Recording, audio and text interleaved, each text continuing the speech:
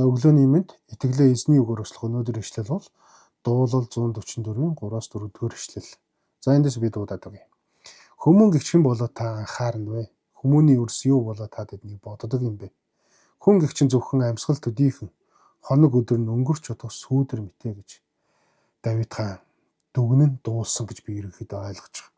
Эдгээр ишлүүд гарч байгаа гол хоёр зүйл байгаа те. Хүний өчүүхэн байдал, амьдралын төр зүрийн хэм маяг.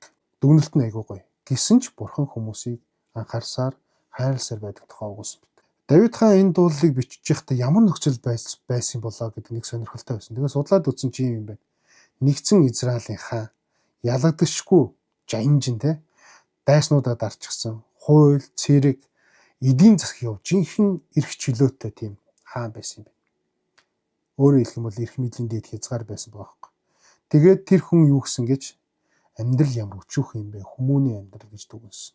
Түүний бодолтой бурхан өчүүхэн биднийг ямар их анхаардаг юм бэ гэдгийг бодол орж ирж байгаа. Харин би танаас асуумаар байна. Өчүүхэн бидний төлөө бурхан өөрийн хүүг яагаад илгээсэн болов? Та ч гэсэн Израилийн хаан Давид шиг таныг тунгаан бодорой.